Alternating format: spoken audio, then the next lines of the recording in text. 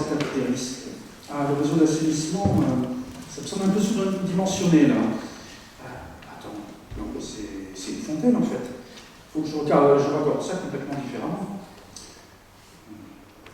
Ah non, ça clignote de partout maintenant. Entre les couleurs, les pictogrammes, les couches vecteurs, les couches rasters, j'y comprends plus rien. Bon, là c'est la cata. Pourtant je suis sûr qu'on a vu ça en cours. Je vais vérifier encore. Bon, là je suis pas dedans. Allez, je vais faire une petite partie de SIG, SIG, SIG, ça va me relaxer.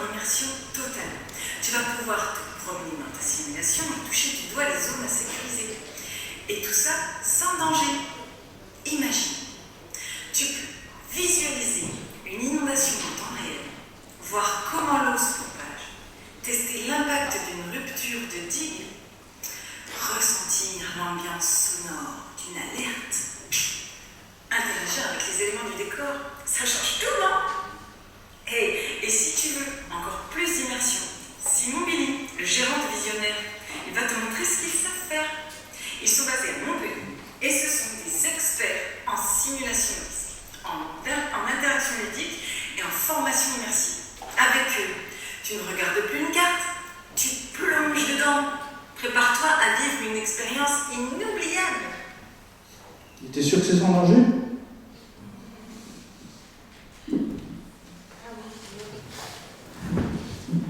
Parfait. Bonjour à tous. Du coup, hop. Donc l'idée, je vais commencer par me présenter aussi Visionnaire, qu'est-ce qu'on fait. Donc moi je m'appelle Simon Billy, je suis co-gérant de la société Visionnaire, on est basé à Montpellier et on est spécialisé depuis une petite dizaine d'années dans la production d'expériences immersives en utilisant les technologies de réalité augmentée, réalité virtuelle, vidéo 360 degrés. Voilà, moi j'ai un cursus management de l'innovation. Donc, pour commencer, aujourd'hui, c'est des termes qu'on emploie quasiment quotidiennement, les termes de réalité augmentée, réalité virtuelle, vidéo 360 degrés, réalité mixte. Et j'aime bien commencer chaque intervention pour reposer le contexte de chacune des technologies, parce que souvent il y a des flous. Et du coup, ça sera beaucoup plus clair ensuite pour la suite de mon propos. Donc je vais les prendre une par une et un peu expliquer qu'est-ce qu'il y a à l'intérieur. Donc la réalité augmentée, aujourd'hui, est utilisée principalement avec des devices mobiles, avec portables, tablettes. Et ça va venir, c'est en train d'être expérimenté, c'est pas encore vraiment au point, mais aussi à travers des lunettes. Et donc l'idée, c'est que ces devices viennent capter l'environnement réel qui est face à nous, sur lequel on peut ensuite venir superposer des couches d'informations qui peuvent être de la 3D, mais qui peuvent aussi être de la 2D, qui peuvent être du texte, qui peuvent être de l'image. Voilà, et on vient comme ça augmenter la réalité qui est face à nous à travers un device. Ensuite, il y a la réalité virtuelle qui s'utilise avec un casque de réalité virtuelle exclusivement. Et si on est très précis sur le terme de réalité virtuelle, c'est qu'on est à travers le casque immergé dans un monde entièrement simulé dans un univers 3D et dans lequel on peut se déplacer et interagir. Donc ça, c'est les éléments vraiment fondamentaux dans la réalité virtuelle, c'est que cet environnement doit pouvoir et interagir dessus et se déplacer à l'intérieur.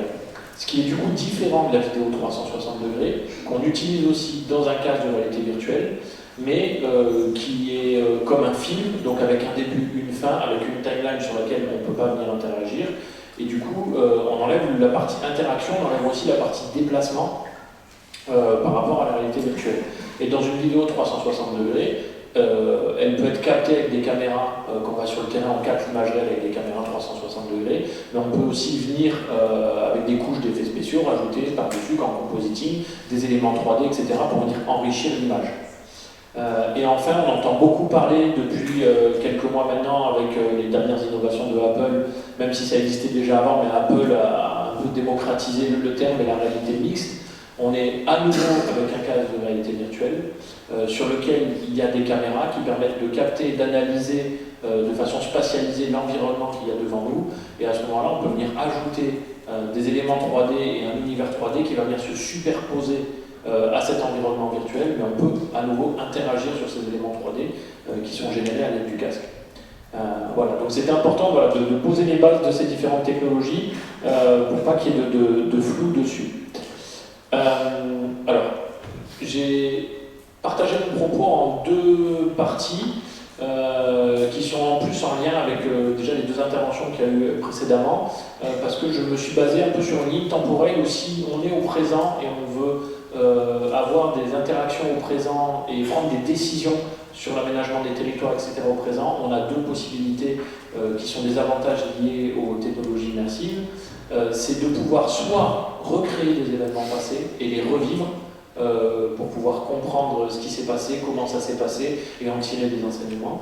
Mais on peut aussi se projeter dans le futur et du coup venir imaginer des scénarios futurs et pouvoir ainsi prendre des décisions aujourd'hui en connaissant l'impact potentiel qu'il pourrait y avoir dans le futur. Donc je vais commencer par la partie aléa passé. J'ai une toute petite partie sur les avantages, etc. Et après surtout je vais passer à des cas concrets, des cas d'usage qui sont à mon sens plus intéressants sur des choses qu'on a déjà pu développer. Donc modéliser des aléas passés, quand on parle de prévention des risques, c'est que souvent on perd vite la mémoire de ce qui s'est passé. Et j'ai grandi dans un petit village pas loin qui s'appelle Sommières, qui est souvent touché par des crues assez catastrophiques, dont la dernière grande crue est de 2022. Et aujourd'hui, quand les gens viennent habiter dans ce village et qu'on leur parle de crues, comme il n'y en a pas eu de réel depuis maintenant presque une quinzaine d'années, ça a été un peu effacé de la mémoire collective.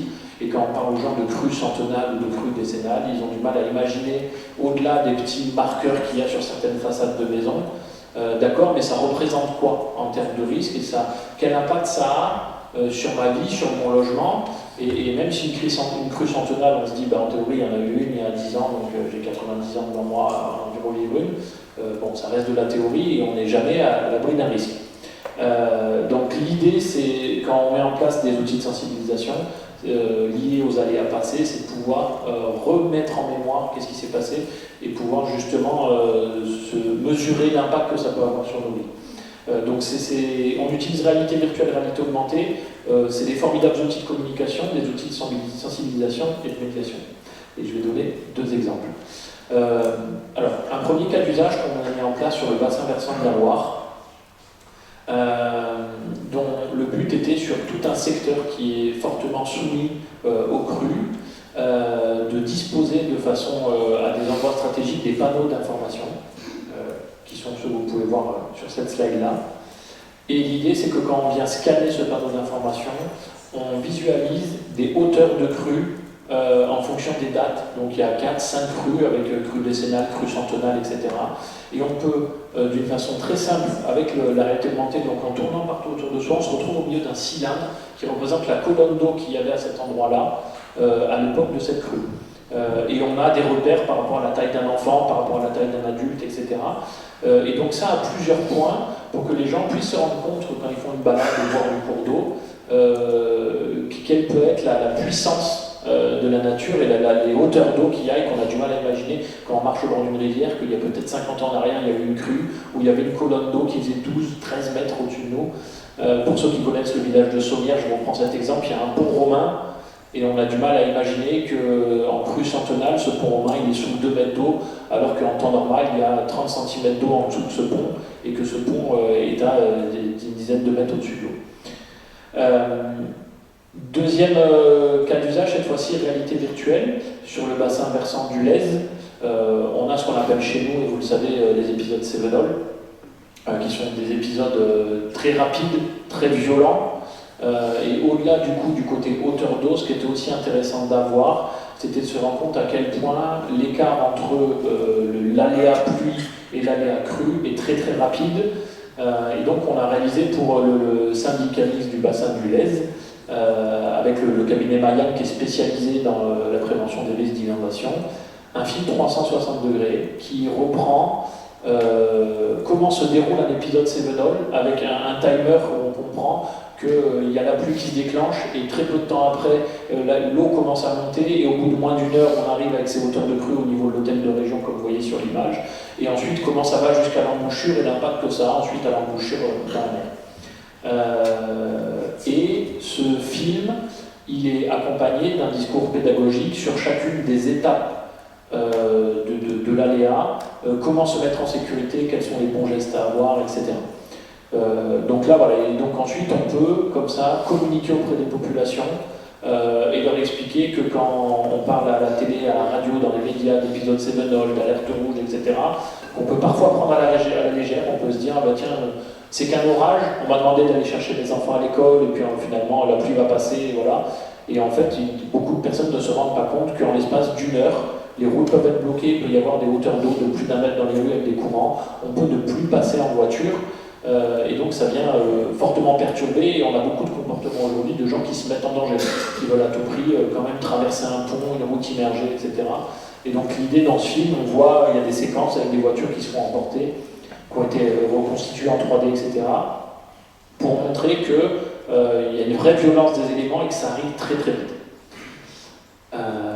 Voilà pour les aléas passés, les exemples. Ensuite, comment on se projette sur des évolutions futures? Alors, l'idée sur les évolutions futures, c'est que quand on parle d'aménagement du territoire, il y a les projections et les décisions qui sont prises auprès des pouvoirs publics, et il y a comment elles sont communiquées et comment elles sont projetées auprès des populations et des citoyens. Et quand on habite à un endroit où c'est calme, etc., et d'un coup on voit arriver un grand panneau qui nous dit ici, dans 6 mois, il va y avoir tel chantier ou tel chantier, on se dit, oula, ça va venir dégrader mon environnement, ça va venir dégrader la vue que j'ai de la fenêtre de ma maison, ça va venir me mettre du vis-à-vis, etc. Et c'est les premières craintes. En utilisant des outils de réalité augmentée ou de réalité virtuelle, on peut venir montrer aux populations à quoi va ressembler leur environnement après les chantiers d'aménagement de territoire. Et du coup, ça a un grand intérêt, alors d'une part sur la prise de décision, parce que de pouvoir visualiser un bâtiment, une éolienne, qu'est-ce que ça va donner en termes de paysage et d'environnement, et on l'a vu dans la première intervention, que ça a un très grand intérêt de pouvoir se projeter là-dedans. C'est aussi un formidable outil de communication et de sensibilisation parce que tout projet d'aménagement de territoire, notamment urbain, doit passer par des phases de consultation publique, de réunion, etc. Et donc il faut informer, et pour que les projets arrivent au bout de façon sereine et faire accepter les modifications dans l'aménagement des territoires, il faut que les gens puissent comprendre quel vont être l'impact de tous ces éléments sur leur vie future. Et là encore, 2 cas d'usage. Je vais surtout parler de celui-ci finalement. Donc ça, c'est un cas qu'on a fait pour Valorem Energy, qui est un installateur de champs éoliens. Et donc l'idée, c'est qu'ils avaient un projet d'implantation éolienne sur un territoire et ils souhaitaient montrer quel allait être l'impact visuel du champ éolien sur les habitants de la région. Donc ils ont positionné sur une carte différents points d'intérêt par rapport à là où il y avait des craintes, et on est venu positionner en 3D dans l'environnement, pour la capter en réel, des éoliennes telles qu'elles sont, avec les contraintes qu'on nous avait données de hauteur, d'emplacement, etc. Et donc à ces endroits, il y avait des vues 360 degrés dans des casques, où on voyait l'emplacement de l'éolienne sur une carte devant nous, et on voyait l'impact que ça allait avoir. Et au final, on s'aperçoit que sur 9 vues, il me semble, il n'y avait qu'une vue ou 2 vues où les éoliennes étaient vraiment visibles et avaient un impact. Parce que sur toutes les autres vues, soit elles étaient à une distance trop éloignée pour qu'elles aient un impact significatif sur la vue, soit elles étaient cachées par un relief, par une forêt, etc. Et donc là, ça peut rassurer les gens. Quand on se dit, oula, il va y avoir une éolienne à 300 mètres de chez moi, de finalement se dire, ah ouais, mais en fait, je n'avais pas pensé, mais il y a une colline ou il y a une forêt, voilà, et finalement, je ne vais pas du tout la voir de mon point de vue, etc. Donc ça, c'était un élément important quand on veut communiquer. Ensuite, on a travaillé avec le syndicat mixte de l'Aude sur la dynamique des submersions marines qui vont être liées au réchauffement climatique. Et donc là, c'est une expérience en réalité augmentée, un peu comme on a vu avec les crues. Et cette fois-ci, je suis à des points d'intérêt sur le littoral et je peux visualiser à quoi ressemble un épisode de submersion marine avec différents scénarios de montée des eaux de la mer. Et enfin, le dernier exemple, c'est réalité virtuelle plus réalité augmentée.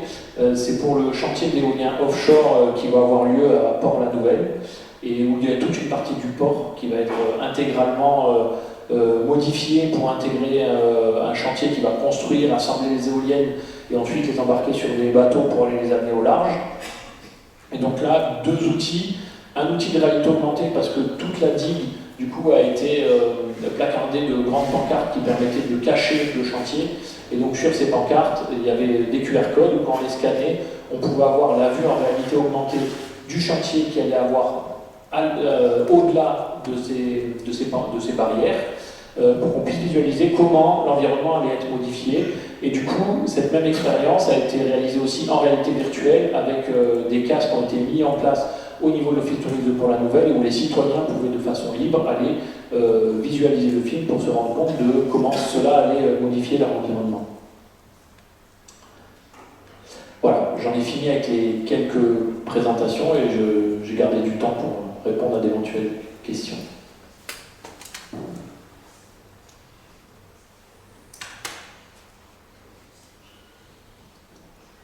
Bonjour, je ne me suis pas présenté tout à l'heure, Michel Bernard pour le magazine Sigmag. Quand vous parlez de modéliser et qu'il s'agit de reprendre des événements passés, donc des crues, etc., comment vous procédez? Est-ce que vous partez de documents graphiques ou est-ce que vous avez des modèles de calcul de hauteur d'eau sur de la topographie, etc. Alors la plupart du temps, on travaille nous en lien avec des cabinets de prévention des risques comme le cabinet Mayan et eux nous fournissent tous les éléments d'une part topographiques et ensuite les éléments de relevé historique, de hauteur de crue, de vitesse d'écoulement des eaux, etc. Mais ensuite, avec ces éléments, vous avez vos propres modèles. On les intègre sur des modèles physiques. Voilà, donc on recrée le terrain en modélisation en 3D et on rentre toutes les données des modèles dans les modèles physiques qui, eux, recréent les flux de particules. Et ensuite, il y a toute la partie texturée, etc. pour donner la partie réalisme de l'eau. Voilà. Merci.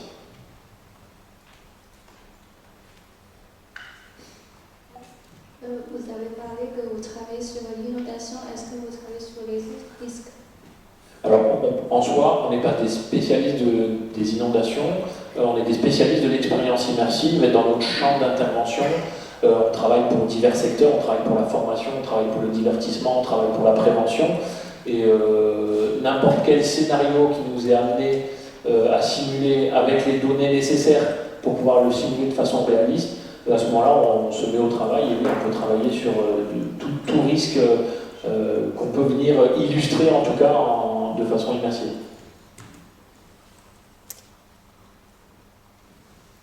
Soit j'ai été très clair, soit vous avez faim. J'ai une question. Vos clients, principalement, ça va être des collectivités, ça va être est-ce que vous avez un panel large ou... Ouais, on a un panel très large. On va dire qu'on est à peu près à 50-50 entre public et privé. Quand il s'agit de public, ça peut être des collectivités, mais ça peut être aussi des universités, des écoles, des syndicats mixtes.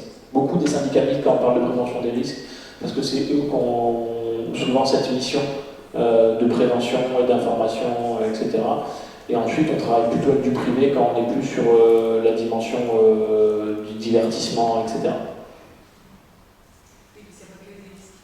Non, nous on a un savoir-faire technique qu'on applique à tout un tas de secteurs d'activité, dont la prévention des risques fait partie, c'est une partie de notre activité. Oui.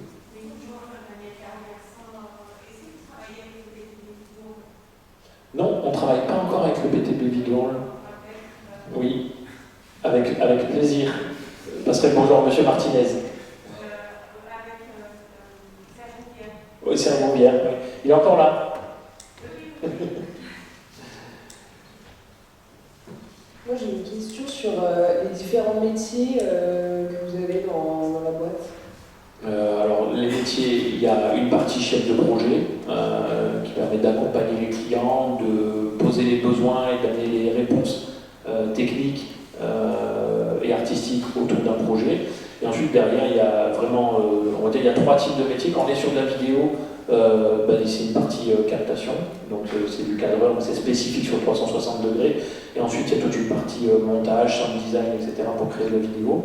Et quand on est plus sur la partie 3D, il faut du modélisateur, de l'animateur 3D et du développeur, que ce soit sur du Unity ou sur du Unreal, parce que certains projets, en fonction des projets, on ne travaille pas sur les mêmes moteurs, donc voilà. Je crois que vous êtes venu avec des casques de VR. Oui, j'allais le préciser. Pendant la pause, donc entre là maintenant et 14h, on a mis un petit corner au fond où certains exemples que je vous ai présentés là, vous pouvez les tester en démo, aussi bien en réalité augmentée que réalité virtuelle, donc n'hésitez pas à venir le voir. On va tourner avec mon collègue Jérôme entre le repas et les démonstrations, mais voilà, on est là jusqu'à 14h. Merci de m'avoir permis de le dire.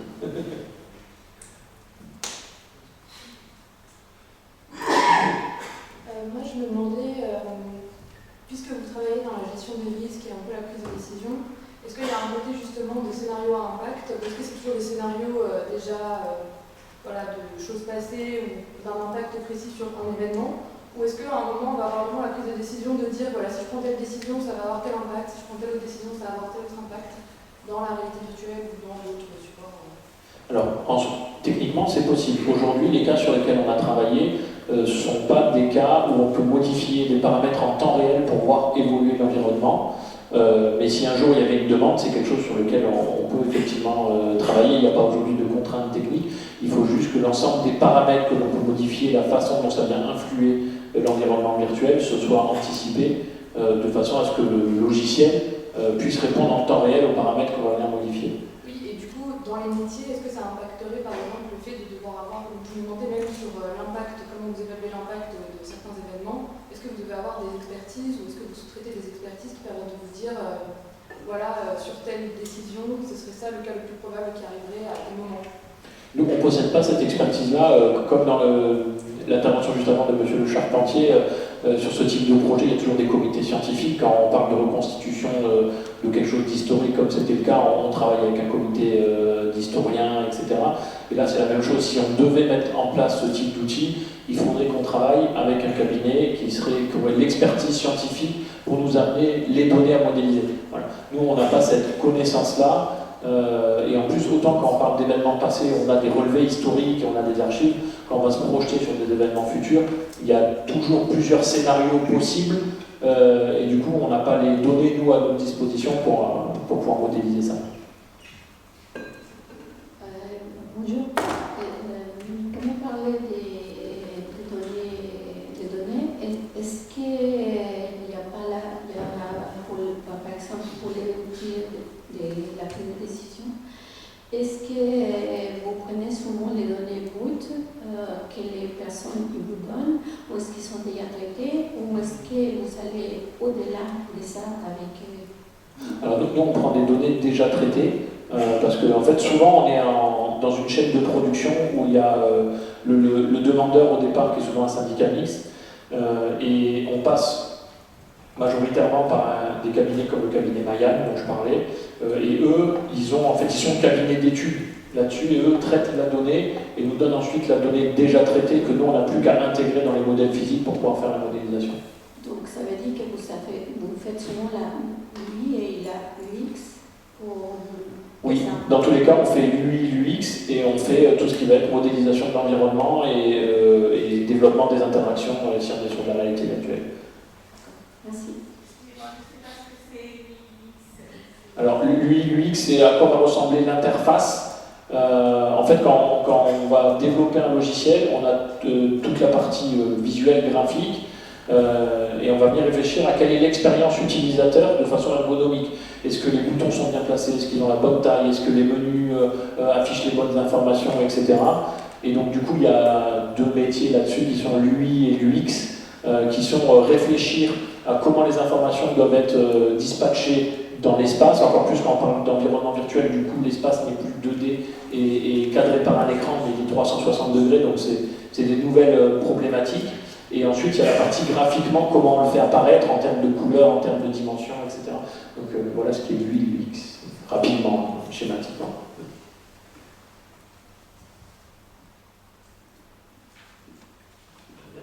Je pense que c'est bon pour vous, Simon. Merci beaucoup.